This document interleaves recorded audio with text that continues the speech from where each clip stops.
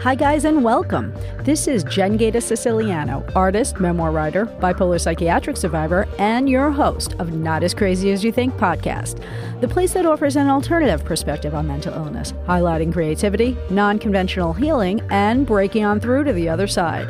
If you are ready for a new narrative on the mental realm that celebrates crazy and cool without penalty, then Not As Crazy As You Think is for you. Hello, this is Jen Gaeta Siciliano, your host of Not As Crazy As You Think podcast.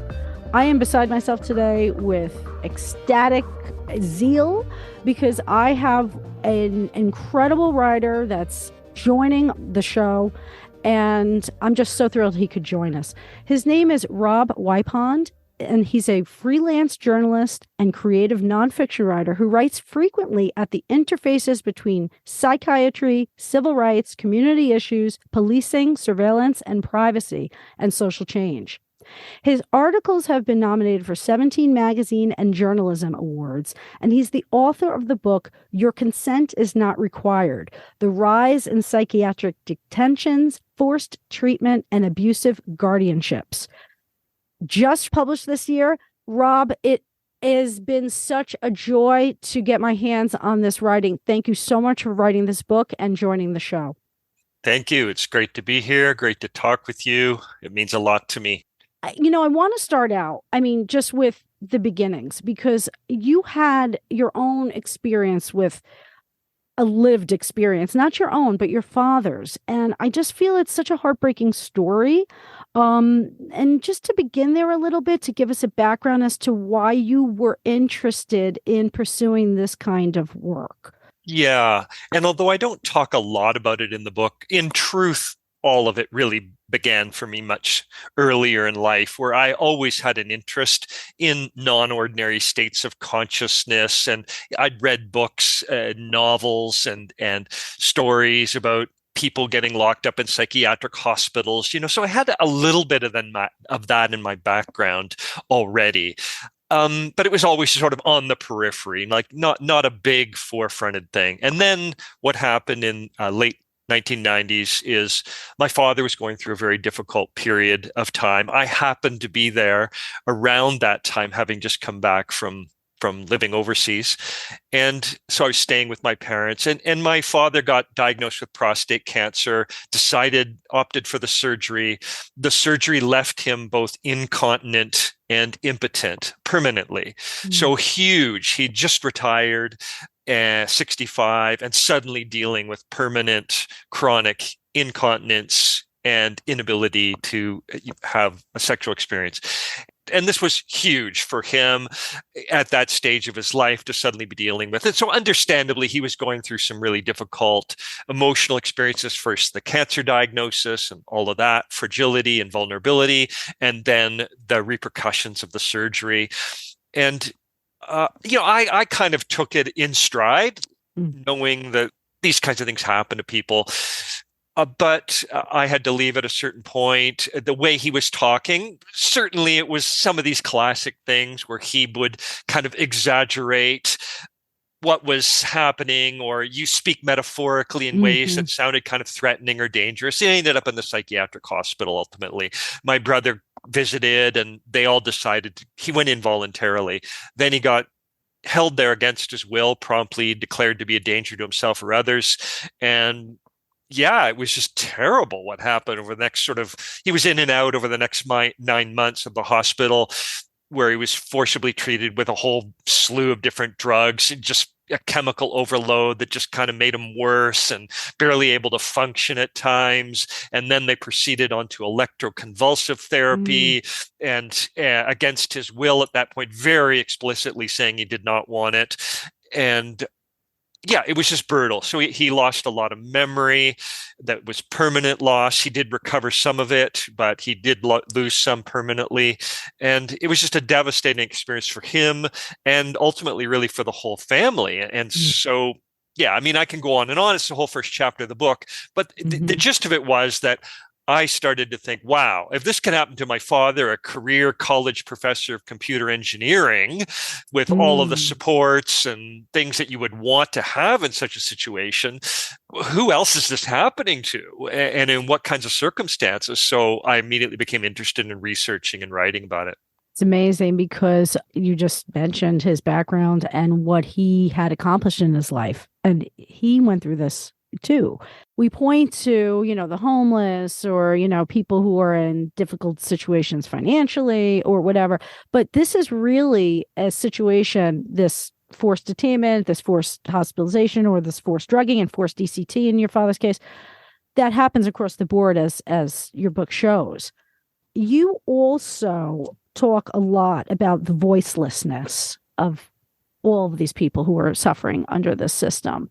You bring the narratives to life. You bring everybody's narratives to life, which I appreciate so much because, not everybody is out there trying to get their narratives out there. But when it's all put together that way, it shows a larger story, which you do so well.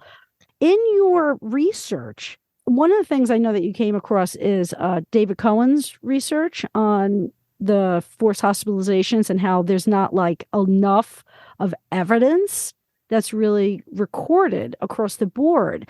And there's a lot of inaccuracies. What kinds of things did you discover along those lines? And what kind of conclusions did you draw from that?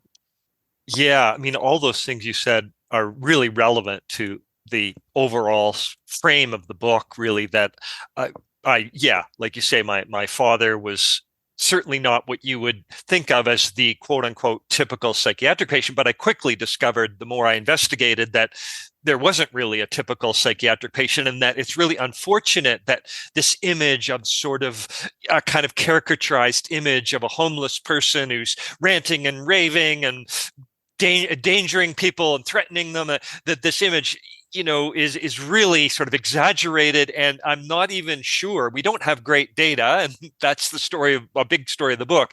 But from the data we have, it doesn't even look like this is a really common aspect of who's getting locked up in psychiatric hospitals. It's certainly, homeless people are certainly one of the groups, one of the demographics, but only one of them. And I do try to show throughout the book that this is affecting a much broader swath of society, many more types of people from many different kinds of walks of life, having many different kinds of experiences as well. Some people really are in distress, but distress in all sorts of different ways for all sorts of different reasons, or struggling, right. Yes, but struggling in all sorts of different ways again for all sorts of. So I think that's really relevant. And I really hope that the book can contribute to a broader public dialogue about who's really being forcibly treated. And that, in a way, in my conversation with David Cohen that begins the book, and I close the book with a conversation with David as well, we talk about that together, where we're sort of wondering who's reflected in the numbers that we've both found. And he did a great study and found that the numbers of people being detained in America, at least where we can find numbers, show that it's been increasing a lot for decades. And that's important because, of course, that's not part of the common public narrative. The common public narrative is, we hardly ever detain anyone anymore. It's so difficult to do it. It's been going down, down, down. We have to do it more. We have to make these laws more liberal. But no, the liberals, the laws were made more liberal decades ago already and are still expanding. And that's reflected in the numbers as well, that more and more people are being psychiatrically incarcerated. And by more, as I show in the book, it's outpacing population growth by a factor of 3 times in David's numbers, doubling and tripling over a decade or two in a lot of places, in some cases doubling in 5 or 6 years. So really going up and going up dramatically wherever we can find numbers, pretty much. And that's in Canada and the United States. And in comparison to European countries, really outpacing, apparently, if we can trust their numbers, which, maybe we can't, maybe we don't really have a good global picture. In any case, their numbers are going up as well, and America's numbers and Canada's numbers seem to be quite significantly larger. So both the numbers and the breadth of people that it's affecting is something that I explore extensively in the book and cobble together the best data I can to show that. Yeah, I appreciate that because, now I feel like it's all in one location. There's a lot of talk about this, but there's not that much, knowledge. And so the fact that you were able to compile a lot of these areas where you were able to find this research, that's so important for anyone to find, to have in one place. And it's interesting because that narrative about, and I just had a New York City police officer on one of my podcasts speaking this narrative too. And he's intimately involved with it. So through his eyes, he sees it one way. But the truth of it is there's more going on. So this idea that there's no beds, right? There's no hospital beds for these people. Oh my gosh, we have to put more and more money towards this thing. I always worry when they start talking about putting more money into mental health. I'm like, what kind of mental health? Drugs and beds? Like, that's it? Like, there's so many things that are, as you mentioned in your book too, like pretty much like repressed because it competes, right, on in the financial market with these things that make money for big pharma. So it's upsetting because I know that people don't want to see people in distress. When people go through New York City, they see the homeless around. They don't want to see that. But the alternative is just what? Putting people away, right? More and more. I mean, that's all that's being offered. Yeah. So as I examine in the book and showing that really we have far more beds than is typically talked about. So the typical number that gets thrown out there is 11 beds per 100,000 people because of the closure of state hospitals since the 1950s, which is true. And that number seems to be relatively accurate. Unfortunately, it does not tell the whole story of the mental health system.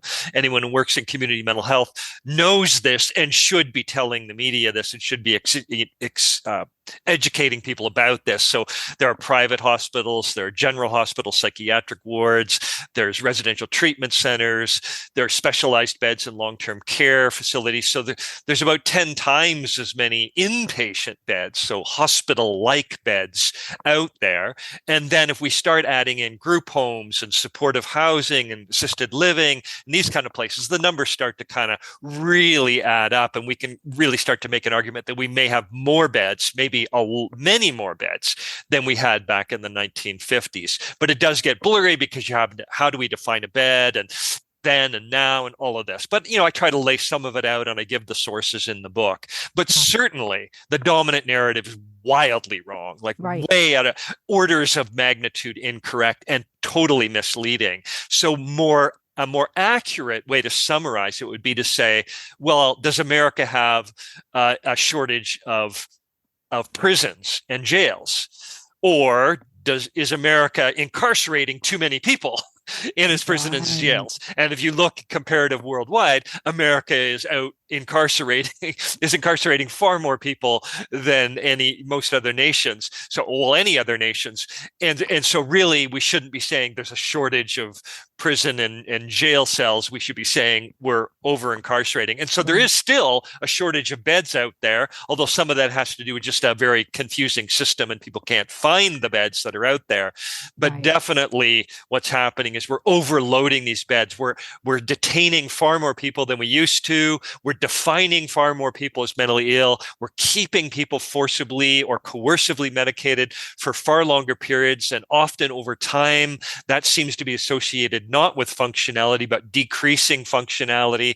And we're just so broadly defining, and this was an issue you were just bringing up as well, we're so broadly defining what a mental health problem even is now, that is feeding into the system in a really problematic way. So people look at clearly what's an affordable housing problem and say it's a mental illness problem. Wait. There might be some component of those people that could fall into this category where you could say they're homeless because of some real mental struggle they're having for some reason that you might be able to find out. But the vast majority of those people still today, when you really delve into it, you start to see, no, a lot of their problems are just being caused by homelessness, caused by poverty, and caused by sleep deprivation that's common with homelessness and all this kind of stuff. And so we really need to understand in a different way what's happening with that group. And then that crosses our culture altogether. We get into all the different ways we define mental health problems now. Right. it's very interesting too, because you do provide a lot of evidence that shows that a lot of forcible detainment, and this happened to me, is based on past histories. So even though there's definitely showing that there's new people coming in, a lot of these people, they become what you call, which I love, revolving door mental patients, right? We just come in and out and in and out.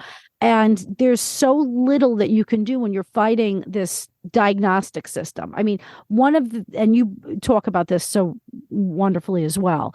One of the things that we're trying to fight against, people with lived experience and psychiatric survivors, is this obsession with the way we label what could be once thought of as some pretty ordinary human experiences that are now pathologized in such a way that we are limiting free speech. We are limiting the ability for people to exercise change in their world because they can't be a political dissident.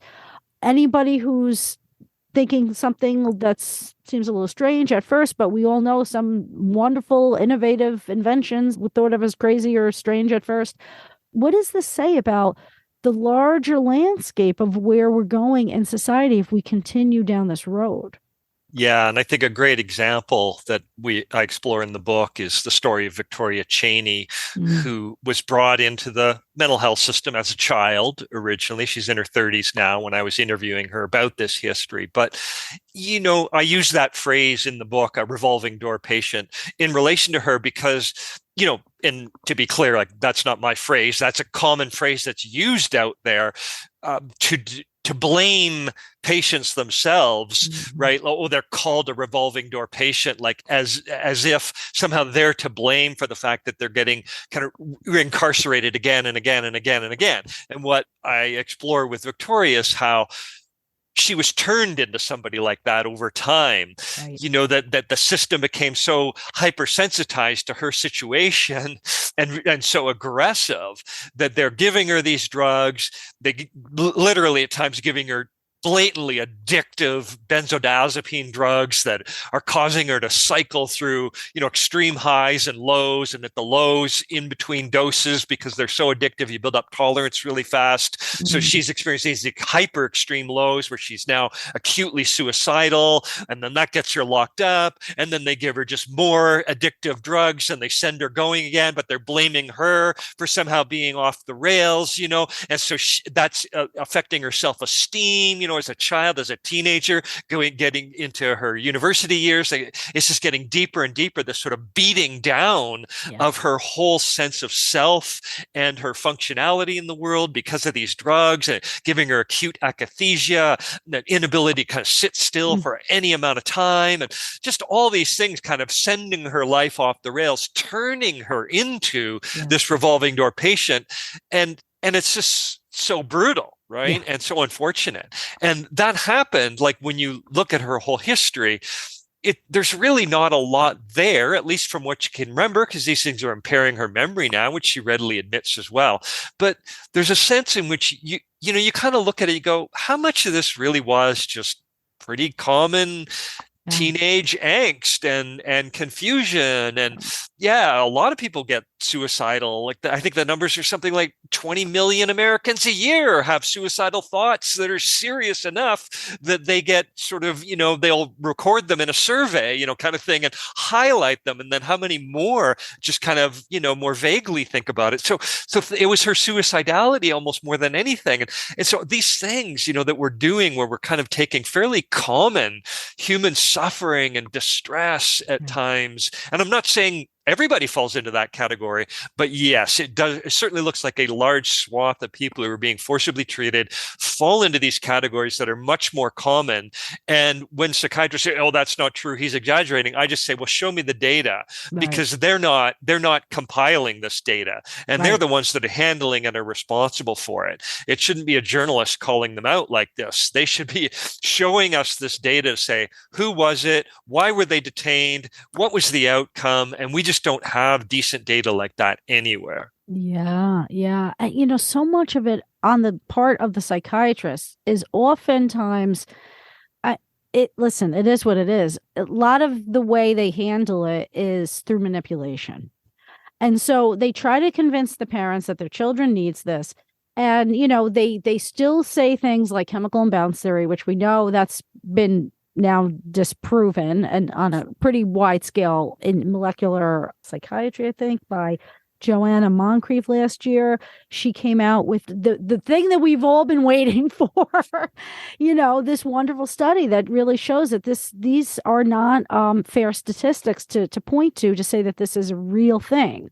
So now that, the psychiatrists are admitting that, okay, well, we didn't really mean that, that's not what we intended. Like, so many families, though, are being told this throughout decades of this industry not really meaning it. These drugs, okay, cause oftentimes more problems than they solve. And when they are administered by this declaration, by the psychiatric narrative, that this is something that's taking care of a problem, why wouldn't families give in to this? It's very easy for people who want to take care of their loved ones to listen to the doctors. I always found it, because my parents were always so, brainwashed by the stories.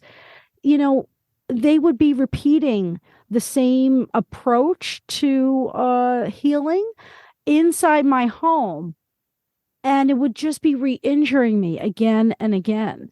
So there's a lot of levels here. There's the actual, like, what you experience as a affront to your physical body with these drugs, and then how it limits your cognition and you're not able to perform as you once were able to. And then there's this, now you have to present yourself as a mental patient to the world. So that's just like a complete, like, social and embarrassment where, you hate your new life and your new identity. You need to be this mentally ill being so that everyone else feels that they could continue moving forward, including parents. You mentioned yourself that a lot of parents, sometimes they don't know what's best for the kid, or they end up being talked into doing something that's not good for the kid, but it eases their own worries. So I feel like it's this, like, ongoing manipulation just to what? To really control the population? I mean, is this how far we're going with this? Well, I want to point out, I mean, most of your regular listeners, I'm sure, would know, but you're speaking from personal experience here. Yes. And I think, in case there's somebody listening to your podcast for the first time and doesn't know you and your history, I think that all of what you just said, is highly relevant, that you're speaking as that was your first person experience of it. Mm. And thank you for sharing that. And as you know, I think that this is very common, right? What you just described, this sort of the beating down of Victoria Cheney that I just described, is in my book, and how you just shared that as well. And so this is something that we need to talk about publicly a lot more too, right, about what the whole process of being psychiatrically detained and forcibly treated can be so destructive for people. And as you highlighted too, going back to the Joanna Moncrief study, unfortunately, I can't say I'm super optimistic. Obviously I'm familiar with that study, and I saw it landed, with some media coverage, but already you had these psychiatrists strangely kind of rightly saying, oh, but that was debunked years ago. And they're true. Like, it goes back decades that there was never any evidence for the chemical imbalance theory of depression, or indeed of any common psychiatric diagnosis. But they only admit this, of course, under pressure in some way, and really within days you could see it already turning. Like, these psychiatrists say, yeah, but there's some other study just came out that is suggesting it's a different kind of chemical imbalance, and there's already been one saying, oh no, we did find a serotonin thing, and I like this narrative has been so powerful, it's so compelling, and this is what Joanna Moncrief, I talk about her book in my book, where she talks about it is absolutely essential to justifying coercion is to have this kind of a theory, because then you're saying, oh, we're curing people of an illness. We're not tranquilizing them into submission. But as soon as you realize, and all the science shows, that we, at the very least, can say we have no idea how these drugs are really, the range of effects they're having in the body and brain are so widespread. And we have so little idea about what causes human distress and how that manifests or doesn't manifest in people's brains or bodies, that the relationship between the drug and people's experiences is off the map. And as I show, right, it's not even relevant to the discussion, because nobody who goes into a psychiatric hospital ever gets tested for their biochemical imbalances or anything else, right? They're rarely even tested for basic physical conditions that could cause these disorders, let alone brain issues. So it's not really even, it shouldn't even be brought into discussion, but it is, because it justifies forced treatment. But as soon as we get it away, we then do start to say, okay, why are we forcibly treating all these people then? And what I find, and I show throughout the book, well, it's a whole bunch of reasons. It's a whole variety. And we could kind of summarize it with a notion like social control, but I wouldn't want that to use that in just an inflammatory way, but to rather step back and go, well, I show how it's used against, say, whistleblowers who are speaking out in a corporation in order to discredit them. They get detained and they get forced into evaluations, and they can get locked up in psychiatric hospitals. It's an extremely effective technique for discrediting them. It's used against children in schools who are just disruptive or in distress, because we're all so, very concerned if a child writes a story where they talk about suicide or they're, something else happening in their lives that could be traumatizing. And suddenly this is something that teachers are actually required to report. And we see children getting taken up to psychiatric halls for those reasons. And I go into all these things. Workplaces now, people are being trained in the workplace to watch out for your colleague. And if they're unduly depressed or despairing about the workplace, or they're agitated or upset in some way, talk to them, share them. But this comes with a sort of diagnostic thinking where by step 1 or 2 of after talking, by step 4, you should be calling 911 if you have any concerns at all, and telling them to seek help. And so we have this sort of coercion sneaking into workplace settings, where then people in workplace conflicts with one another are often the underling in that relationship will be pressured into psychiatric care. So I'm looking across the board at these kinds of examples, and it becomes really difficult to escape a very obvious conclusion that yes, it is for social control. That's the predominant reason we're forcibly treating people. We're often taking what is clearly a social problem, like a workplace conflict, like homelessness, and saying, oh, let's define that as a mental health problem and start coercing these people and start forcing them into things. But it's rarely an adequate solution. And the evidence we have of that is in all of these spheres where we're supposedly genuinely trying to help people, we see the rates going up. We see suicide rates going up in teenagers. We see homelessness problems going up. So this aggressive forced intervention has not actually been helping anybody. Right. Thank you for illustrating all of those examples, because when I was looking through your book, I have to tell you, it's visceral for me. It is a visceral experience. And I think, I've read a few reviews too about your book, and others feel the same way, because especially if they have any kind of similar experience, because you just realize how widespread this is. This isn't just, all my life, I always thought they were just after the artists. You know what I mean? Like that was my bipolar thing. Because a lot of, and in artistic spheres, I'm probably one of the most laid back, normal, right, quote unquote, types of people, because we're just out there, So I always thought like, oh, it's us, and it's the whistleblowers, and it's all these other areas of our society that you lay out. And I honestly, it was so upsetting to me, because I'm thinking, bottom line is, if people really cared about people's mental health, and there were a lot of different alternative programs out there, you mentioned like the Wildflower Alliance in Massachusetts, and some peer respite groups, and an open dialogue in Finland. I know they do great work. These areas, they try to encompass like non-drug sanctuaries for people. If this was a thing of the future where people really were trying to give people choice to take care of their own mental health, then I would buy in saying people really care about mental health. But it's not the case. It's always with the intention that this is the way, I guess, most effective way. But as you've shown in your book, this isn't the most effective way. Most people do not get better after going into these treatments, whether it be forced hospitalization or drugging. But the chemical imbalance theory as it is was so popularized by the drug industry. So is this interplay with, I guess, the continual momentum behind this biochemical theory that allows all these systemic situations to be set up so neatly for this forced drugging, forced hospitalization? I mean, does big pharma have this much weight in our world?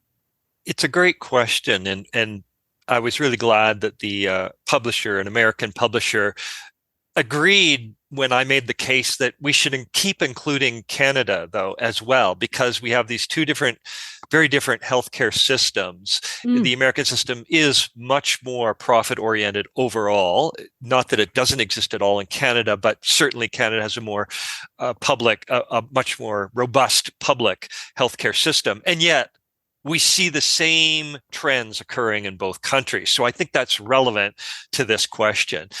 Yes. In my mind, it's fairly clear when you look at the evidence that the pharmaceutical industry and the enormous amounts of money that are going to universities, to the American Psychiatric Association, the Canadian Psychiatric Association, to all of these sort of medical personnel and researchers, and then flowing out into news media through advertising and everything else, that money is clearly having a huge influence on how people understand what a mental health problem is, how we should respond to it. That said, the buy-in is really, really widespread and goes beyond that, right? We can't just set this all down to sort of corrupt manipulation by an industry. It's like the industry has successfully exploited a certain tendencies in our culture. I think some of those tendencies, the desire for the quick fix, the notion that somehow all of our human suffering can be attributed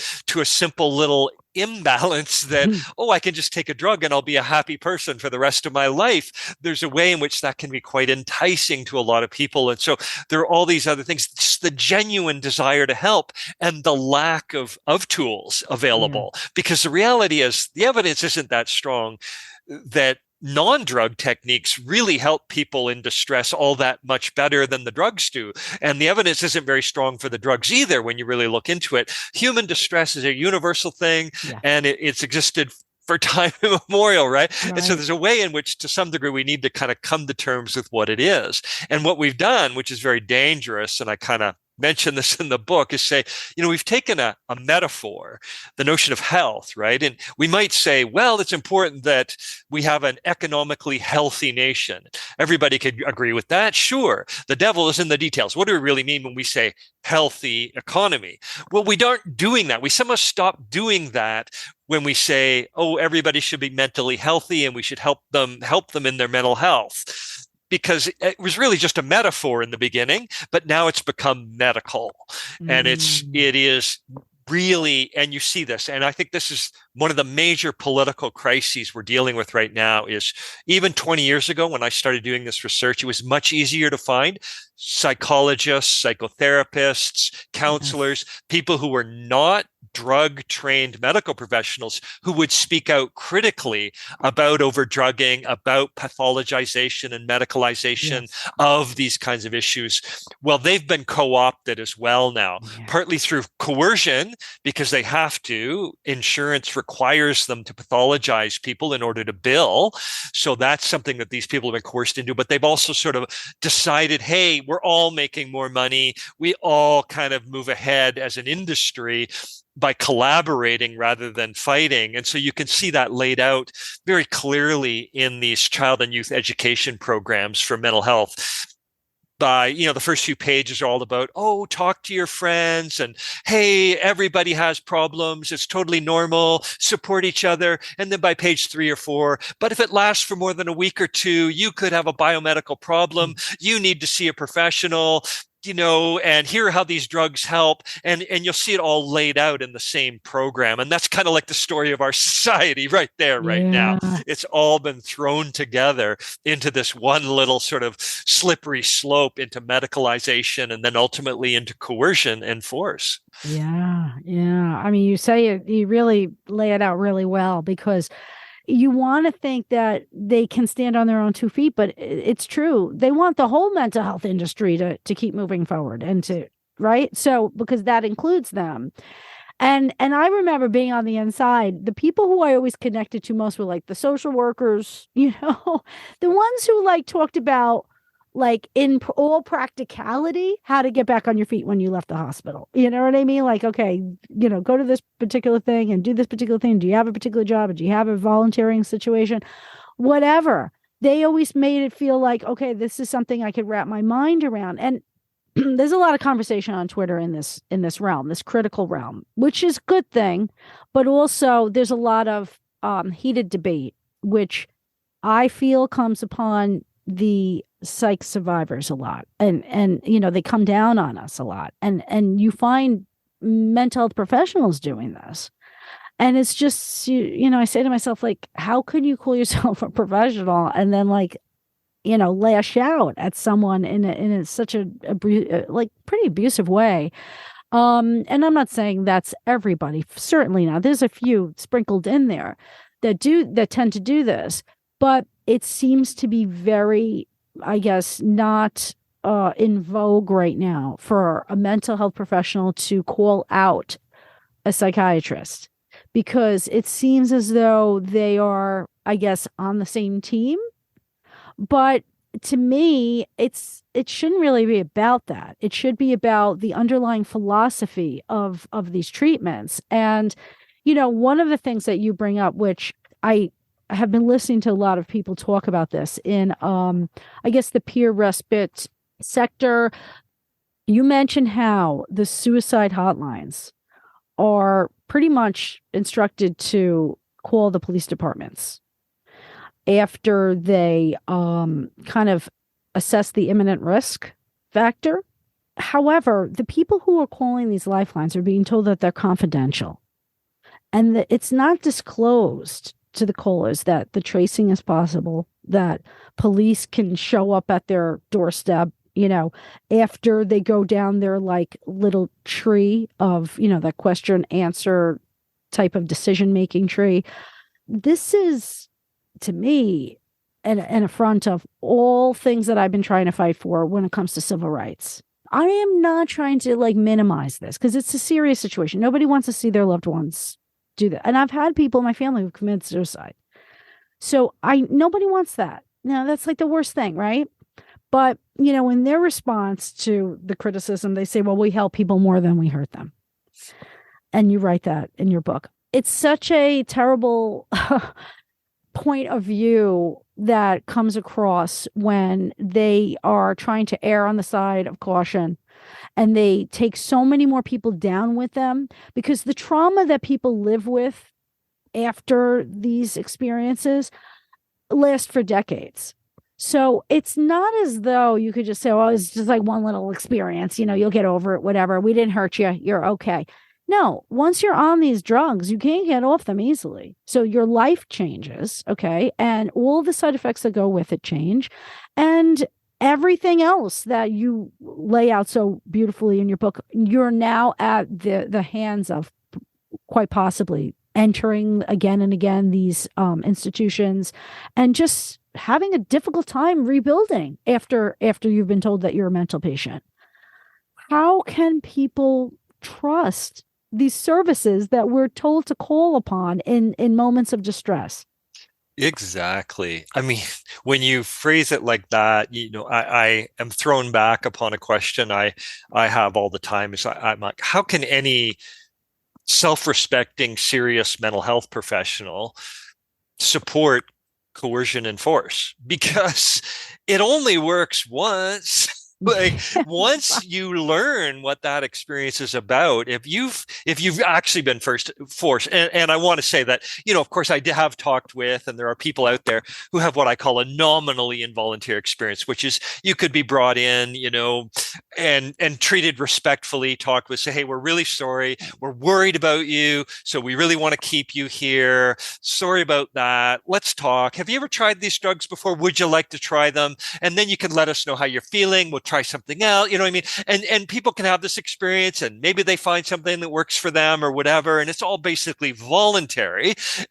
And so I call that nominally involuntary. My book is about the people who say, no, I've tried that drug before, or hey, you're scaring me right now, Right. or you know what? I don't like this place. I want to go home. And then all these gears kick in where you see how aggressive the system can be and how abusive it can be. Yes. What I really want to respond to most strongly too, and what you just said, was it's this betrayal that people experience. So yeah, a lot of these lines, some of them do disclose, and I say, great, right? If you disclose, look, if you say this or that, we are going to trace your call, even if we don't know, even if you don't tell us where you are. We have the capacity to do this, and police are going to show up and take you to a psychiatric hospital. So you decide for yourself whether you want to disclose that. Right. Then I think, okay, we're somewhat okay there, right? Yeah. What I'm really concerned about is where that's not being disclosed at all, or it's hidden somewhere deep down in a privacy policy that no one ever reads. So a person calls one of these lines, or indeed the same thing can happen when you just reach out for help with a therapist or something else where you don't know that this is part of the way the system works. There are certain things you can say, and it might be suicidal feelings, or it could be some sort of violent feelings you could be having. And let's face it, most people in distress are going to have one or the other, if not both, to some degree. If you're in serious distress. Yeah. So it just becomes then a bit of a subjective thing on the part of the person answering the phone at the 988 line or the other hotline, or the therapist, as to what they really think the risk level is, and whether they personally want to assume any of that sort of risk level or possible liability, even though it's very questionable what level of liability professionals really have in this environment, or volunteers for that matter. Right. But anyway, so as a result, there's this profound sense of betrayal that person experiences. They had no idea this could happen. And then that betrayal compounds as they get shuttled through this very traumatizing experience that usually involves police, ambulance, restraints, forced drugging, threats, intimidation, locked up detention in a psychiatric hospital for some period of time that you don't know how long it's going to be before you even get a hearing, and then a questionable hearing, all of this stuff that some of which we've already talked about. So it's brutal. Yeah. And I don't know how they justify it, really, because we have no evidence in the science that this is on the whole helping these people. Right. If anything, it seems to make people more suicidal. That's the best evidence we got. It's questionable evidence, but it's the best we have. Suggests it looks like when you do this to somebody, you're actually going to make them far more suicidal, like 10 times, 100 times more suicidal. Right. Those are what the numbers suggest. And then even if they were not suicidal, they sometimes become suicidal. And then for all these other people where suicide wasn't the issue, we also have no evidence that it actually helps. Not scientific evidence. Everybody's got a story. Oh, it helped this person, or it didn't help that person. But in aggregate, there's been very few studies. It's not even studied. And the reason I think it's not even studied is because anyone with any common sense who looks at it goes, how is this really going to help people, right? It's more like an immediate emergency control measure that has long-term damages. And we need to, as a society, as I think Sarah David Alf on Wildflower Alliance says very articulately in my book, we essentially need to really think about this as a society. Like, are we willing maybe to just assume some level of risk out there, and that we may lose some people along the way, but conversely, everybody can then feel safe talking about what's really happening for them, rather than what we have now, which is more and more people actually become very, very justifiably afraid of disclosing what's happening for themselves and reaching out for help, which is what's happening now. People are being driven away from the mental health system, and the mental health system becomes consequently even more aggressive in trying to rope them in.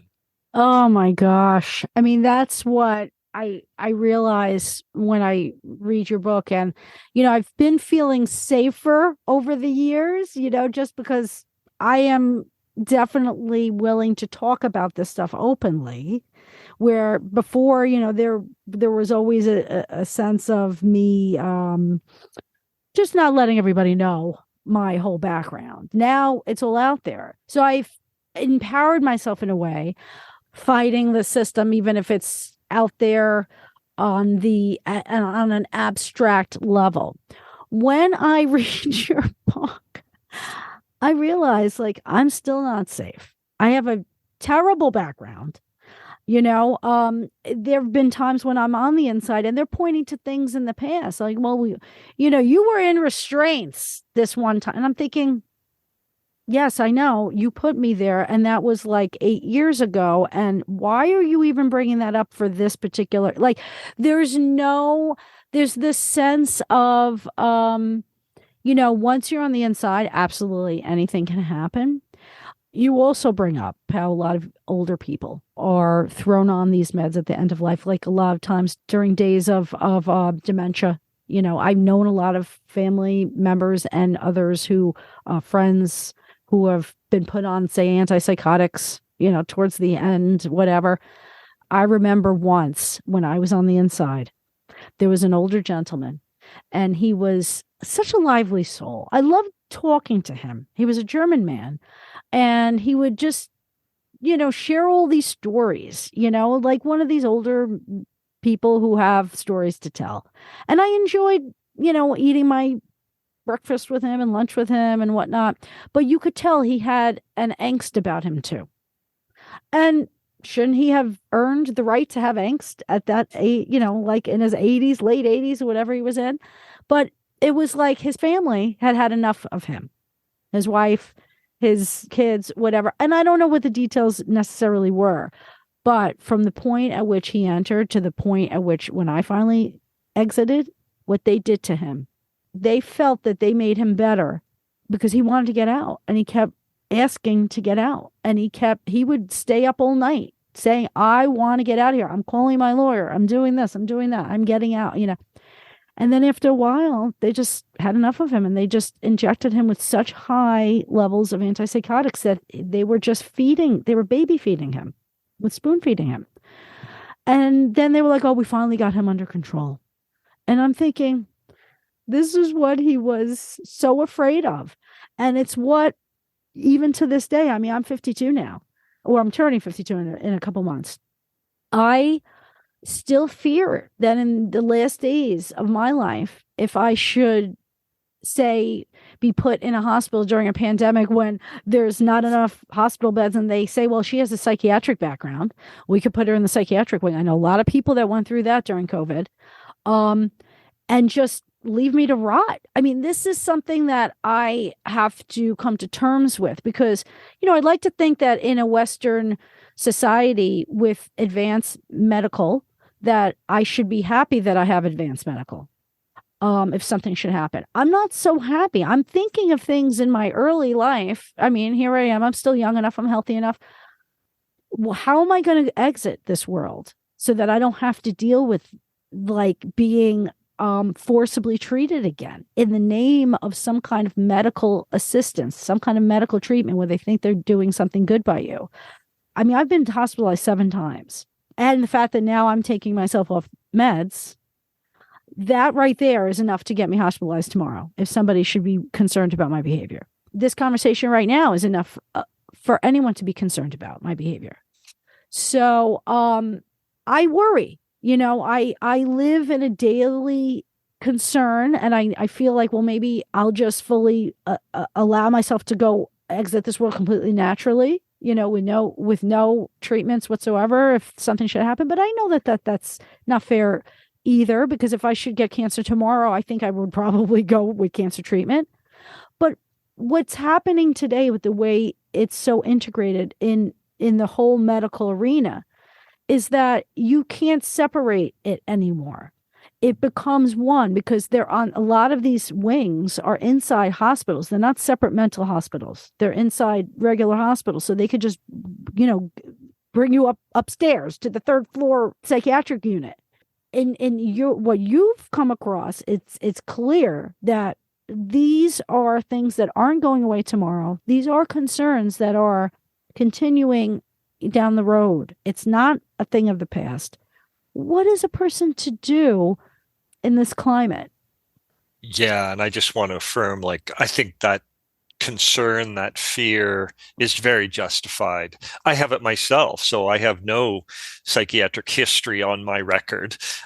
But yeah, I just look at my dad's situation. He's still alive today. He's in long-term care. I watch how this facility operates on a daily basis. My brother and I go to all the staff meetings together and talk with them, family, the family meetings, sort of on advocating for my dad and all that. And I watch how the staff interact and how they make these kind of drugging decisions. And it's so aggressive. Yeah. And like you say, it's so integrated. So long-term care facilities, group homes, supportive, all these little aspects of our society, which in the past you kind of thought of as, well, that's an independent facility. And no, now all of them have like doctors on staff or nurses contracted. Somebody's interacting and keeping tabs on all of those patients, and any kind of upset or distress, it's just so easy to just slap a diagnosis on there. Oh, anxiety disorder. Oh, depression. Yeah. Oh, a little bit of speaking in metaphors now sounds like psychosis. Let's throw that label. It really doesn't matter. They can easily use it to justify adding a drug, and depending on how capable you are at that particular time of resisting and protesting, that's going to dictate like whether or not you even get to some situation where you might have a hearing about it to say, look, I don't like that they're giving me this drug anymore, and I want the right to say no, right? Mm-hmm. And if you don't have the support of people around you, and so all of this is a very real risk that we're in right now. And so getting to your question of what we can do, I mean, the things that I generally advise, and there's none of them are ironclad, but I generally advise getting advanced directives in place, regardless of what the legislation says in your jurisdiction, whether they accept them or don't. Write them up anyway, because if they're written up and all of your close family or friends, whoever's in your immediate circle, know about it and kind of agree to it and understand this reflects your wishes, great, because even if you don't get a lawyer to sign off, obviously it's better if you have a notary or a lawyer sign off on it and it's all in the forms. But even if you just write this stuff up, it means something when a doctor, if a responsible doctor sees it, if a responsible judge sees it, they'll at least consider it. Well, okay, this is interesting. This is relevant to the discussion as to what this person's wishes were. So I always advise people get that down, because one of the main problems that happens, especially in these late in life scenarios, but also in younger in life scenarios, it's risky as well. It's basically if the family starts disagreeing, if one person ends up being kind of forcibly treated and two other members of the family, one thinks it's okay, one doesn't think it's okay, well, now all bets are off, because essentially the system takes charge. Right. And that usually means forced treatment. And that's particularly true among the elderly, but almost true across the board. If the family's not unified, usually then that's where you're going to get coercion, because the doctors feel they have the right to take control. It justifies more control, and they'll just side with whichever family member kind of agrees with them on what should be done, and then they put that family member before the judge and so on. So anyway, get your paperwork in order, get some advanced directives in place, some who might represent you, who has authority to kind of see your medical records at that time and talk with doctors with you or on your behalf and be apprised, somebody you really trust to kind of take on that role if necessary. Yes. Then the other thing is that more social environment. Like, that is definitely the best protection. But I really got to emphasize how dangerous even a well-meaning friend can be, because these things are so easily misinterpreted or just reinterpreted. So if I say, oh, yeah, I was talking with Jen and, she seemed like really great, but I'm a little worried about her. Right. suddenly that's in the medical. Rob was a little Right. worried. And, Right. if I'm a close friend of yours, or I'm your husband, or husband was worried about his Yes. wife, anything like that on the medical record, even though it's totally normal, right? I care Right. about you. Of course, I'm worried about whether you're happy today or not, right? Like on that level, it's like it so easily gets pathologized into something that can be very, very dangerous. So Yes. you almost need to educate the people around you about Yes. that level of risk that's there. And they just need to be absolutely supportive. Like, I know Jen, she's great. She's, ordinary, oh, sure, she's a bit different. Like what you're seeing, I love her for that.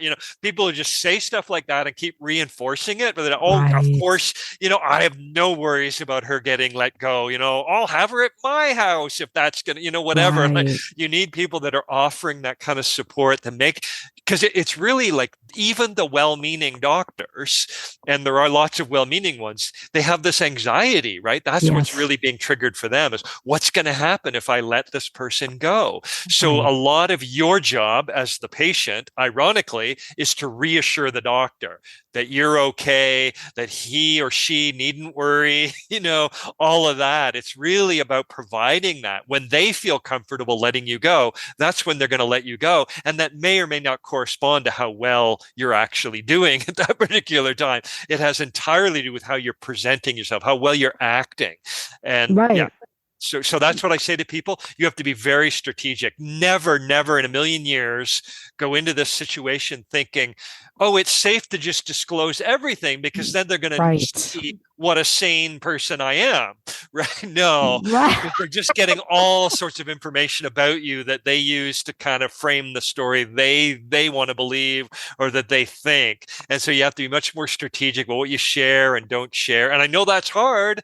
I see it all the time. Some of my, close friends have been locked up and I've witnessed this go down. And I'm like, no, Yes. no, don't tell them all of that. Yes.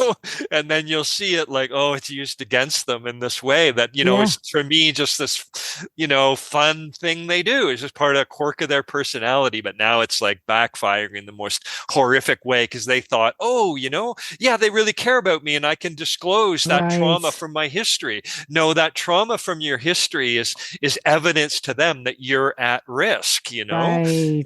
So it backfires in the most ridiculous ways that again I come around to go, I find it hard to fathom how any mental health professional supports any of this, that they I aren't the know. ones speaking out against it. Why is it patients that have been brutalized by it? They should be the ones going, yeah, I can't practice in this environment. I can't practice when you're sitting around, afraid the entire time that I might lock you up. Yeah. And that being a reasonable possibility that you know what I mean? It's like, Yeah. we got to get that out of the equation so we can have a comfortable conversation. I mean, that's what great relationships are about, right? We provide, some level of trust to each other that we can Right. open up and be comfortable together with each other, right? And then that's a very healing experience for us. Well, this whole system is taking that out of our personal relationships, right? You have to Right. really check and double check now who you might be disclosing something to and what their position on this kind of stuff is, because Yes. it literally is as easy as you say. Like right now, anyone could call 911 about either of us, really, right? It doesn't Mm. matter what our history is because they don't know that. So Right. they just call and say, I'm worried about so and so. Essentially, the police, if they're not otherwise occupied chasing a murderer that day, they're duty bound to at least come by and Yes. check you out. And at that point, you're kind of getting sucked into this sort of gambling system where, Yeah. how are they making these decisions? Right. Oh God. I remember once, and it's so funny, and you illustrate a lot of examples of people who do this, how, we try to work the system when we're on the inside and tell them what we think they need to hear so that we get released. And a lot of the times it is just about figuring it out, what they want. Well, one of the last hospitalizations I had, I ended up calling out for my records. And when I looked at my records, I was shocked because everything that I was saying was true. And it almost sounded like they were recording me. It sounded so much like me. And I didn't see them writing anything down. I said, this must be a recorder around somewhere because this was like perfectly written. It was my words. And yet everything I said delusional. Even when I was telling the truth. You mentioned that you have a theater background. So I also have a theater background. I was directing a theater piece for this Westchester County group in New York State. It was going to go up the following week. And then I ended up getting hospitalized forcibly, against my will and everything. And this is not something I expected. And I was telling them that at least let me get in touch with the playwright and the people. There's 5 other people in the play. There's a production team. Everyone's going to be affected by me not showing up for rehearsal. I mean, how can you do this? We're going up next week.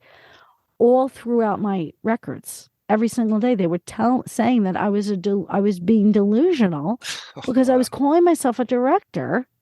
And I'm thinking to myself, I can't even try to figure out what it is that they want, because it's so out there that even when you say something just as a basic fact, because it is a basic fact, they are misinterpreting you. Everything that you say when you're on the inside is misinterpreted so that they can produce enough evidence-based stuff so that they can present it to the insurance company so that they could get the $30,000 that they get every time I'm in. I can't help but see it broken down in such a basic way. But all I see is money. Money from my hospital stay provides for, all of the other treatments that they provide for real illnesses in the hospital. But this is how they get all this extra money. So I know that a lot of people in the mental health profession, wherever they fall on the spectrum, even psychiatrists, many care about, people's mental health. That's why they get into it. They want to help people. But I feel like that is the tragedy in all this, because we have to take those people who care and get them in a different location in this new field, whatever it is, and build that up so that there's some kind of like competition. This highly integrative system that's emerged over the course of time is so hard to navigate, because you really just don't know what and who you're going to be up against. You mentioned, this idea of like wise paternalism, where you map this out, that like they really believe they know what's best for the patient. And most of the time when I've come across people who are trying to figure it out, and there's plenty of people I've come across being on the inside, if we had more tools and if we had more support, we could figure it out for ourselves.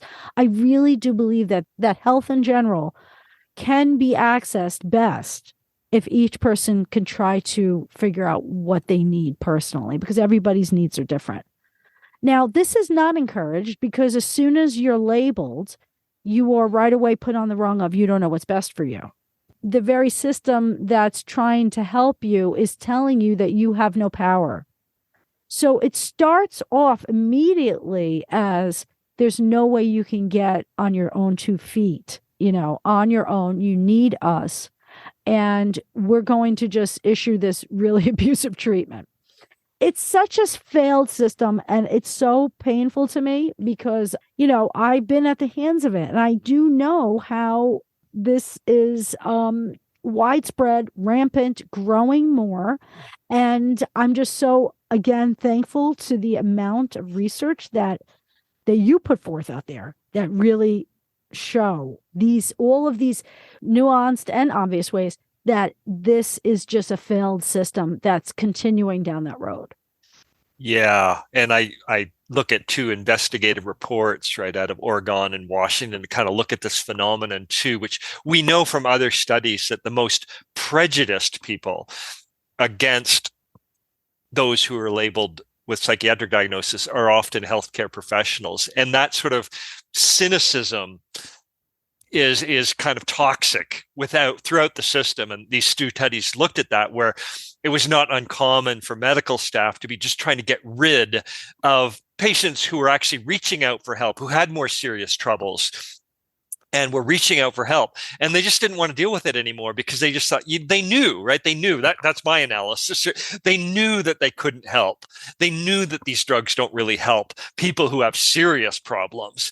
So they they just shuffled them out, and they would call the police on them to get them dragged out of the waiting room of the hospital and taken to jail. And then the jail commanders knew, well, we can't help them either, and they're not really criminal, or we don't really should be dealing. And they were mad. And that's what these reports talked about, is this tension between the local hospital system and the jails around this huge swath of clientele that neither of them really wanted to deal with, because they know they can't help. And the studies show that they don't help.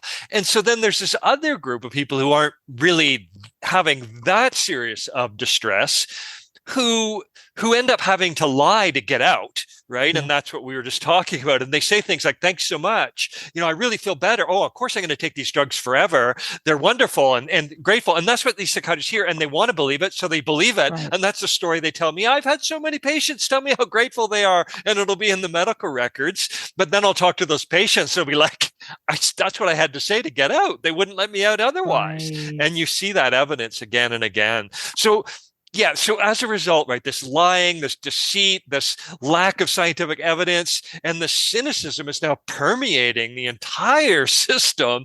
It's so toxic. And you see the evidence of that, such that, at the one extreme here, and I was just looking at a new study today, a new news report came out about a hospital down in Arkansas that was fraudulently profiteering off of patients, and it's all been exposed. And, even the local sheriffs had to get involved, and the hospitals now trying to say, oh yeah, we've replaced those staff and everything, but this is clear what's going on. But you look at it and you can see right away, as indeed the Department of Justice said to me, it's hard to kind of distinguish blatant profiteering fraud in this sphere off of well-meaning forced treatment, because they look the same. Yes. People are being told they're crazy, they're being locked up, they're being forcibly drugged, they're screaming and pleading and protesting the whole time. And that's supposedly the curative approach. But guess what? That's exactly what it looks like when you're doing it totally fraudulently as well. Yeah. Right. And that's what we're dealing with right now. And so that's like almost like an ultimate expression of the cynicism in our society, that this is going on. And this itself has become an institutionalized phenomena. People cynically profiteering off of the fact of the cynical attitude that they have towards their own patients, and patients just sort of being, absolutely coming out with nothing but the most cynical attitude about the mental health system. And so again, I go, why is it people like you and I that are speaking out about this, and not more media outlets like that? At least that was covered by Insider, so good for them. Yeah. It was a good article. We need more of that, and we need way more medical and mental health professionals speaking out against this and expressing concern, like, this is a real problem. Well, one thing that you mentioned, I can't remember the person's name, but he was a mental health nurse who says that they need to really say more, because they're the ones that are the doers, in the system. And it's so true, because when you're on the inside, you only see the psychiatrist very shortly, maybe 10 minutes for in a 5-day period. Then they check in and they decide if you're okay within the next 10 minutes, and I always was like, I hate you, so I wouldn't say it, but I had that attitude that there was just no way they were going to see past that. So I was never let go. But these nurses are the ones that are carrying out the wishes of, it's kind of like the top down thing in Nazi Germany, really, because it's like, you could say, well, I was just following orders. But when are you going to fight for the rights, of the patients? Because a lot of the times, I will tell you, many nurses were very compassionate. They were the ones that, even though it was against their better judgment, they would listen. They would listen a little longer. They would tell me things like, go and don't cry. I see that you're crying. Don't let them see you cry. Go into the shower and, run the shower. And because they knew where all the cameras were. Like, they knew at times what I was fighting was wrong, but they couldn't admit it. So, how can we get people like that to maybe start, working in alignment with this new way we want to take a mental health approach in our countries? Yeah, you bring up Jonathan Gadsby, which is his name, a mental health Yes. nurse yeah, out of the UK who spoke to me and very graciously opened up. I mean, so many of these interviews, they're like they could have been a chapter in and of themselves. And maybe someday, yeah, I will release more of that kind of stuff because he was an amazing person and amazingly articulate on these issues. And indeed, he's trying to campaign for nurses to have the right of conscientious objection to Nice. administering forced treatment because he said he was in many situations where he personally did not think it was necessary to restrain someone and inject them with a tranquilizing drug, but had to as part of the team. The team had decided that Yes. that's what needed to be done at that particular time, and yeah, he was believed that many more nurses would speak out if they felt capable of it or like weren't at risk of potentially losing their jobs or being reprimanded. And I want to thank all of there are psychiatrists and social workers and mental health nurses in my book that did give me interviews and were open and talking about some of their own thoughts and struggles around these issues, people who Yes. had implemented force like him and but also had questions about it and were willing to talk with me, and that was great. And I think we need more of that. And unfortunately, as I also talk about in the book, is a lot of those people end up experiencing a lot of blowback in their Yes. careers from their peers in the profession, and sometimes very serious repercussions depending on how prominent they become publicly. They may experience quite vicious blowback in a public sphere, or even just if they're not known, but it's evident within the small institution where they work, they'll often experience blowback there that no one ever hears about because they're not a famous person. So I look Yeah. at both of those kinds of cases. And so that really needs to be dealt with. And it's obviously, again, just part of this really problematic sort of atmosphere and social milieu we've created around these issues where it's all been justified as somehow like a great thing. Like it's being sold as like, no, this is wondrous and people Yes. are grateful and we're healing and and it's so not that in the vast majority of cases that I've been able to see. And the evidence seems to show that we're at some other extreme. So there's this process our society's going to have to go through of kind of coming to terms with what's actually happening out there. And that's why I mainly argue with one of the big changes would be let's just get some data. Let's just start tracking outcomes Yeah. and have interdisciplinary teams looking at that. So they're not, because it'd be so easy to bias all this anyway. But yeah, to have interdisciplinary teams with critics and peers and others involved to kind of look at those outcomes and what are we learning here? What are we seeing? So even just open up that public dialogue, more seriously discuss what's actually happening. Because right now, I think at the very beginning of this conversation, we talked about how people lose their voices, right? Often what happens is Right. like, oh, if you're a patient and you're critiquing this process, that's just because you were crazy, Right. and once whatever, I don't know what people are thinking, once we get the right drug in you, then you're going to finally turn around, and indeed, I mean, I've seen that happen. Sometimes people do get so many drugs and it goes on for so many years, eventually they do start saying, okay, yeah, now I get it, but that their own protests have been slowly beaten down and you don't know what to think anymore. Like, was it real? It's like it's Yes. really a case of, okay, like it's one of the ironies of this whole system, right? that Yes. that on the one hand the whole thing is predicated on, once you're a patient and you're labeled, nothing you say has any validity. We're going to take charge of your life, and your agency and your empowerment mean nothing, towards your own healing or possibility. That's foundational to the system. On the other hand, the moment you start saying, thank you for these drugs, oh, this is somebody we hold up as, now here's an intelligent person Yeah. who understands, right? And the Rima, you and I actually as critics are sitting out there going, what happened to that person? What's the real story here? How Yeah. did they get to the point where, as a prisoner and someone who's on this drug, they're suddenly telling this story? Because we know these drugs can really change your attitudes. They're very profound, mind-altering drugs, right? Yes. So it's all very dangerous, right? And yeah, anyway, that's the acute problem we're dealing with. What is a possible solution? How can we start making this different? Yeah. So this is one of the biggest issues I think we have to grapple with as a society right now is, yes, we have this amazing general buy-in going on to the mental health way of looking at things and the notion of mental health professionals being the ones to respond to these types of problems, even though just 50 years ago, let alone 100 years ago, often these same people would have been directed into, oh, that person really needs to join the football team. That person really needs to join the music band, or all these different things that we directed children into or whatever to help them deal with their issues, or other ways of grappling with more serious problems later in life.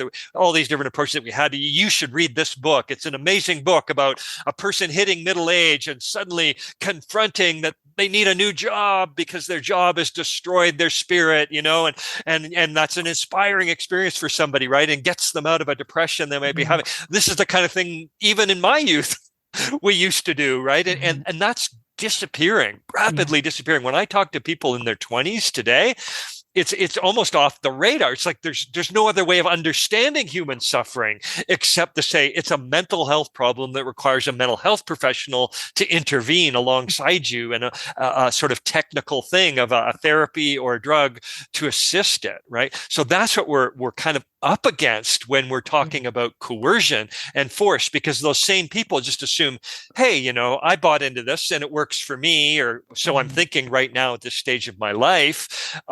And so it should work for everyone. And they often become part of the armies that are legitimizing force treatment. And so I'm focusing on force and saying, this is what we need to educate people about, because you might like one of these drugs when you're taking it voluntarily at a particular time in your life, and you've been told a certain set of stories about what that drug is and how it does.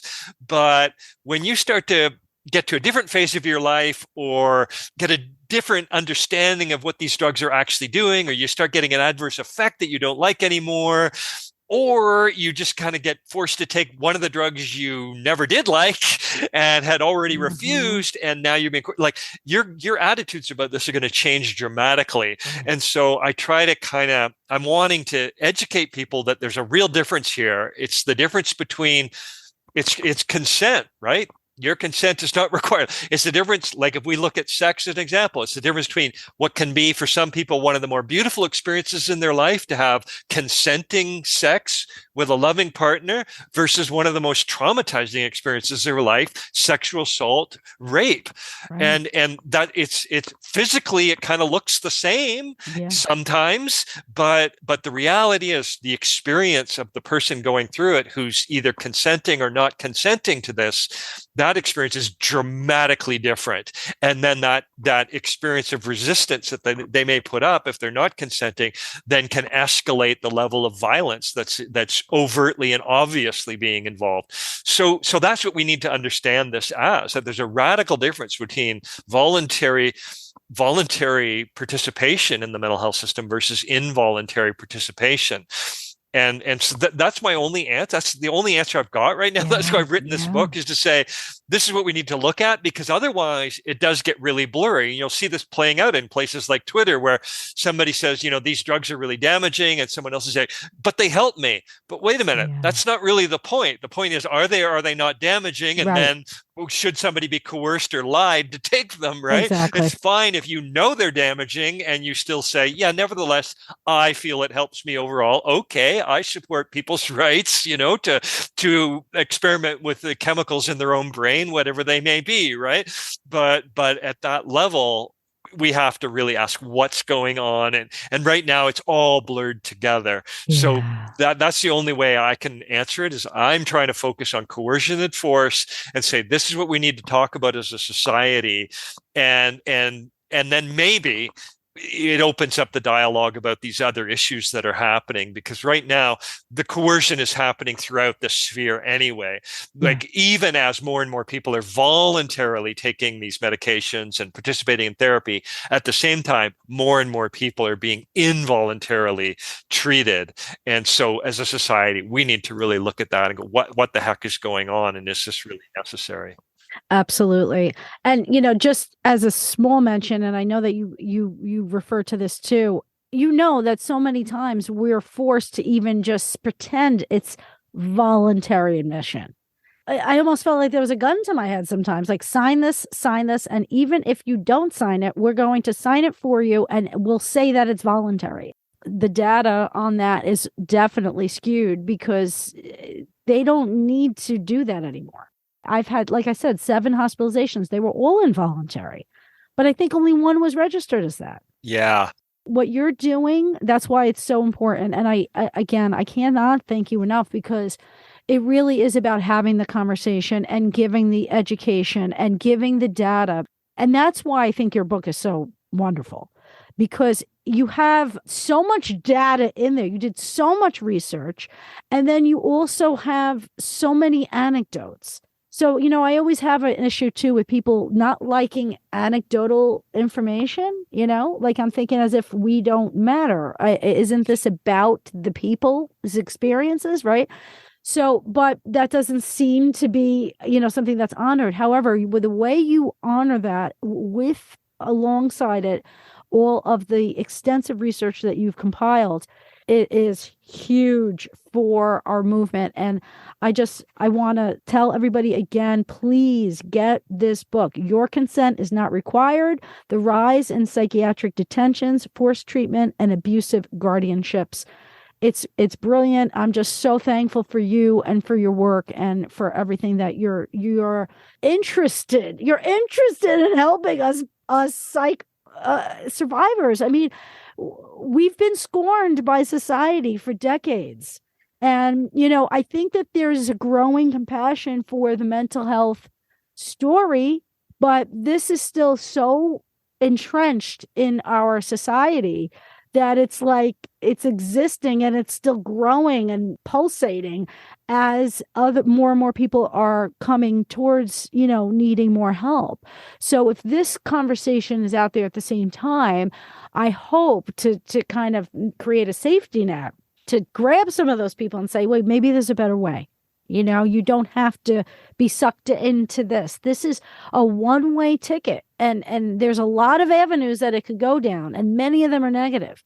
So casting a light on that is just such a helpful voice out there for our community. And again, I really want to thank you from the bottom of my heart for doing it. Well, thank you. And, and let's, thanking to everybody out there that has been speaking out about these issues and telling their stories. And, because, it's absolutely crucial to understanding what the heck's even going on here. And I want to say one great little political development, or potentially great, is that the Center for Medicare and Medicaid Services has recently instituted a new quality of care measure for psychiatric hospitals, and that is patient perspective. Nice. So a lot of people were involved. I'd like to think I'm one of them, because I was beating at CMS for a couple of years while I was working on my book about these kinds of issues. But, there's been many people, researchers out there and people behind the scenes that have been involved in this, trying to say to them, hey, you need to incorporate this as a quality of care measure. We only got quality of care measures for any psychiatric hospitals back in 2014. Canada doesn't have any, incidentally. Wow. So America got these in 2014, some, but this is the first time they're going to incorporate that. So that's great, and potentially great, because the devil will be in the details. So what exactly do you mean? Will you interview these patients or not? Or how is it going to play out, and what will they actually record and quantify in some way? Nevertheless, it's a step, and a valuable step, and all credit to those many people out there who are working on that over these years, right? And yes. Creating an environment both publicly and in the research to make that valid. That is a terrific step. Absolutely. And the one other thing I want to add, relevant to what you were just saying, is why is this such a big deal?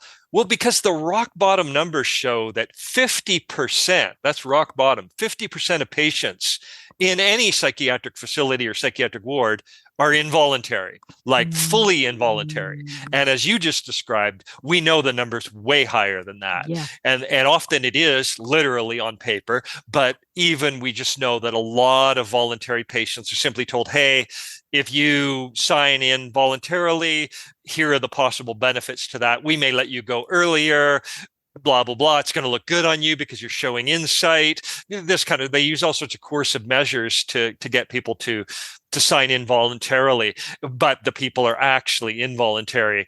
And so I think the real number is probably 80 or 90% of patients in most psychiatric facilities are actually there against their will. Yeah. And so it's a huge phenomenon. People need to understand that, right? This is not like some small part of the mental health system we're talking about. Exactly. It's an absolutely core function, daily function of our mental health system. It's very easy when we discuss like the mental patients and the psychiatrists and all this, like it's them, the ones who have the problems and the ones who are trying to help the people who have the problems, right? It's not really about that, because most people will suffer some kind of human distress, mental distress in their lives.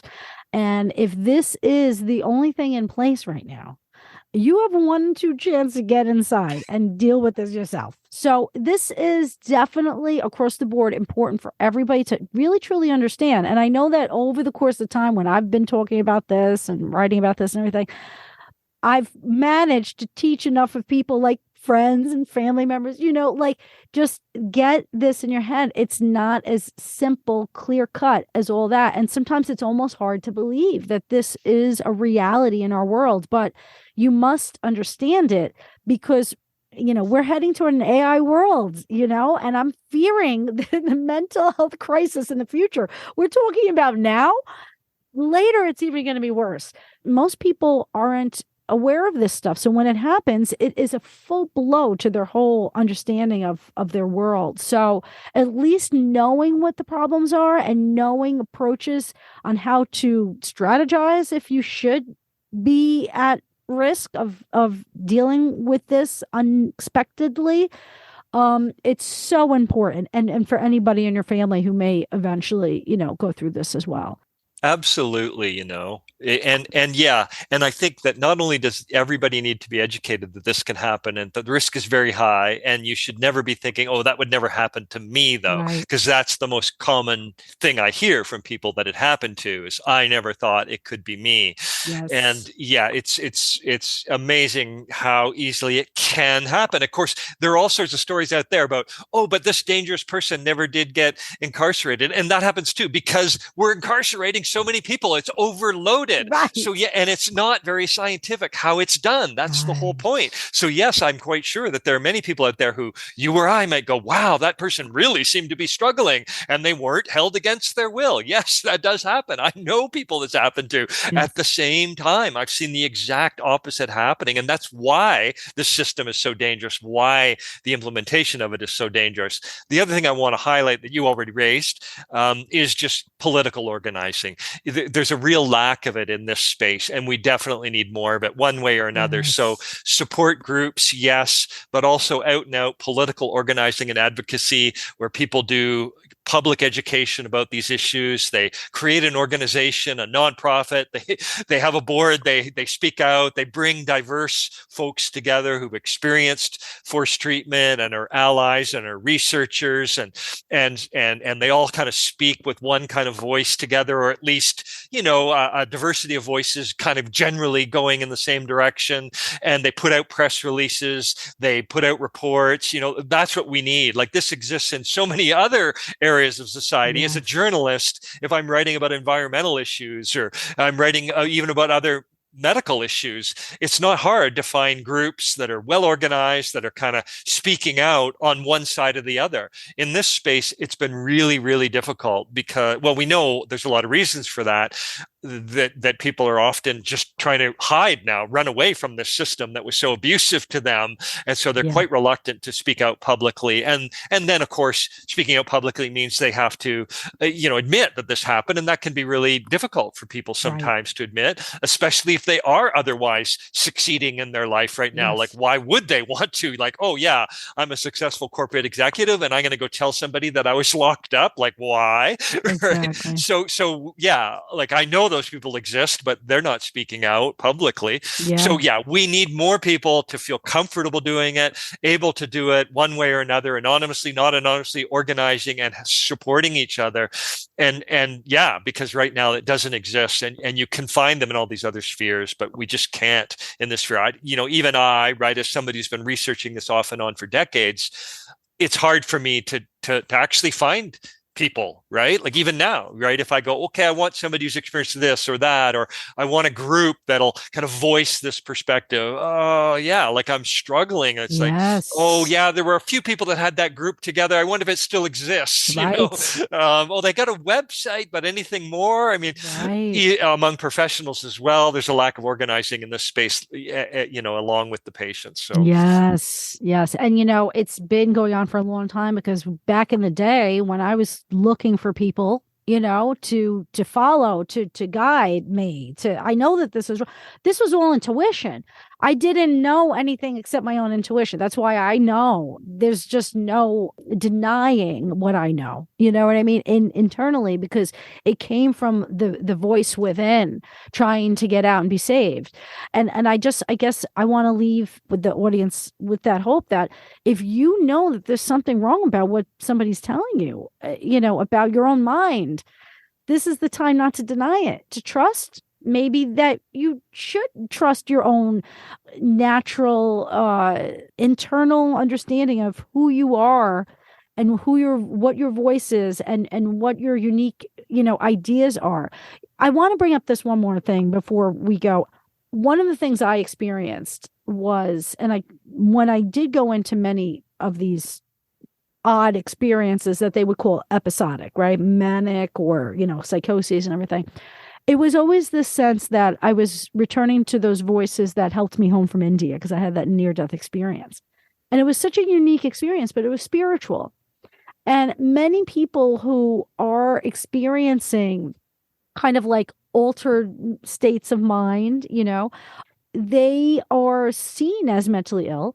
But as you bring up with one of the examples, an indigenous woman, Louise. Okay. She was speaking about how in her culture, believing that there's like energies and different things like guiding her and is normal. And this is something that is, I think, another issue that comes within the fabric of the philosophy of Western medicine, which is everything is based on materialism. Everything is just something that, can be determined through some kind of like biological influence. They don't allow for the quantum world, which is like even more real, right, than the physical world.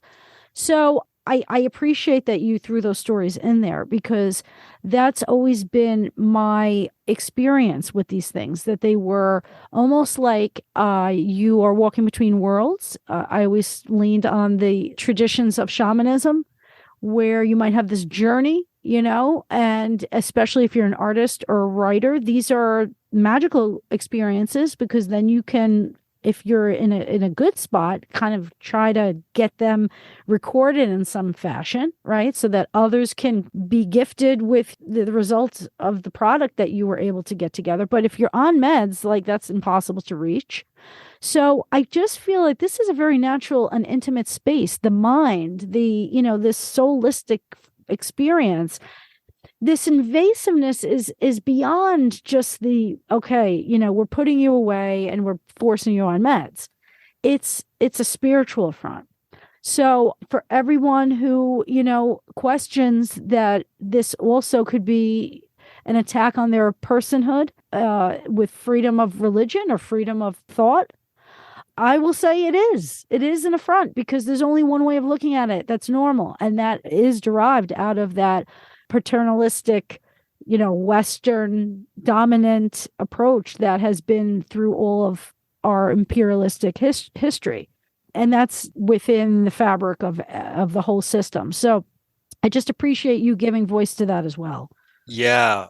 Thank you for saying that and saying that so eloquently. And you've really nailed there the real reason I care about this, right? The real place it began in my life.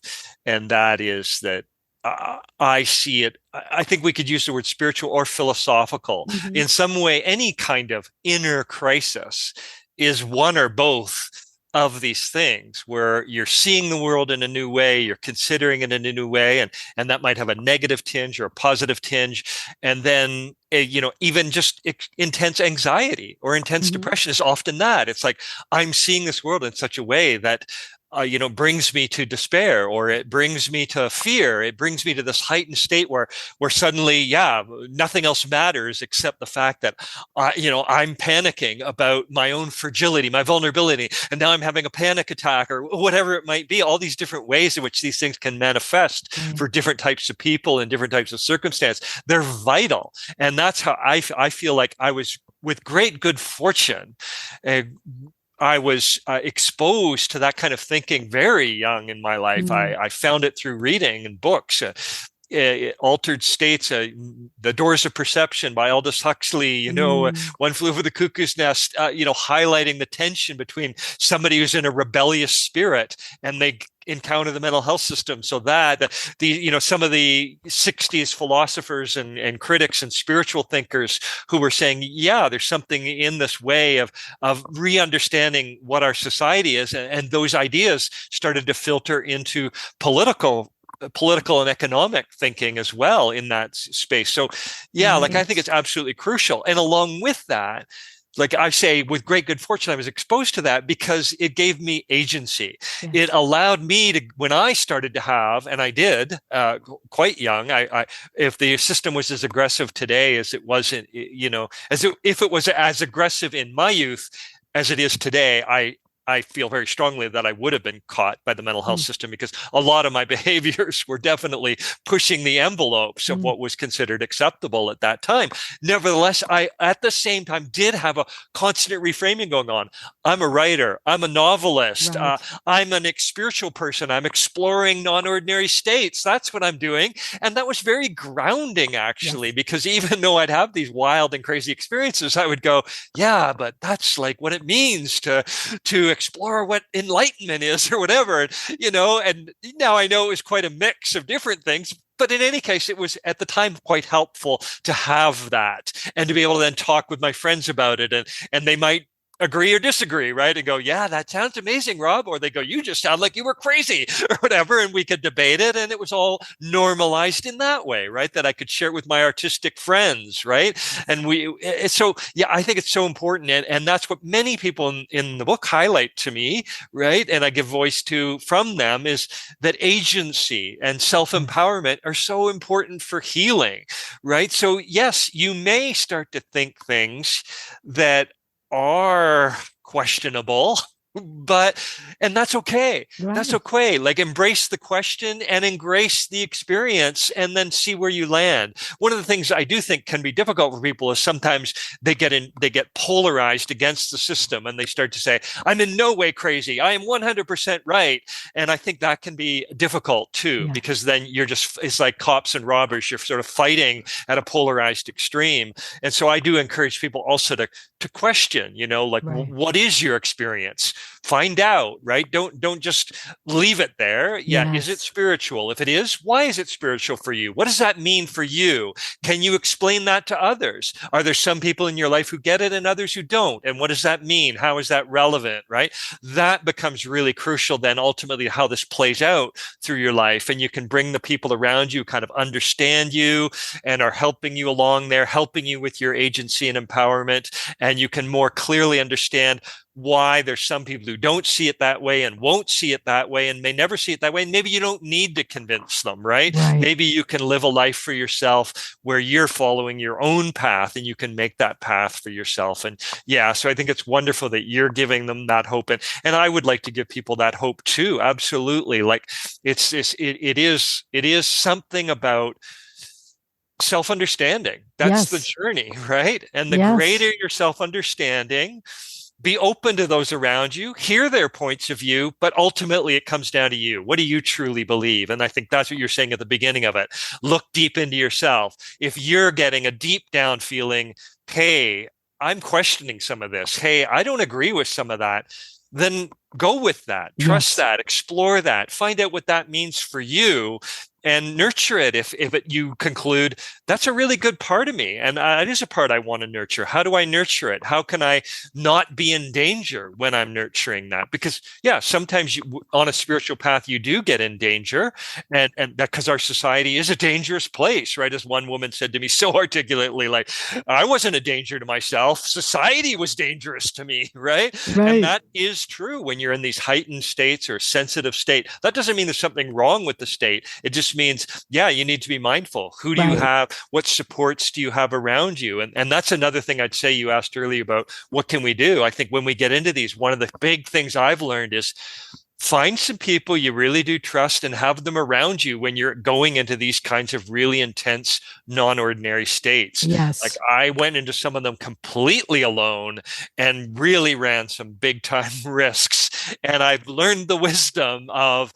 hey, even if there's just one friend that you feel comfortable contacting, telling them what's going on, asking them to be there with you just to hold your hand or whatever it is through some period, you'll find that you may peak and rise and lower back down again and be able to process some of that and get through it and come out in a new way after it, So these friendship support that's real, for me, has been really vital. So I guess that's my survivor story. It's like, I survived, thank you. I really look back on the friendships I had and starting in high school already as so valuable because we were all artists, we're all outside the box thinkers, we were all kind of in different ways crazy people, but we found a way to create our own sort of social support together that was so valuable. And till today, some of those people are good friends of mine, That's great. And I'm constantly looking to nurture those new ones. More of those, the better. So thank you. Absolutely. Yeah. I mean, listen, you just gave a really fantastic wealth of advice that anybody can walk away with. Because like I said, I read your book and I feel like, oh my God, this is just, we're going in the wrong direction. But I'm also at the same time so thankful that it's compiled. I mean, I know the work that you've done.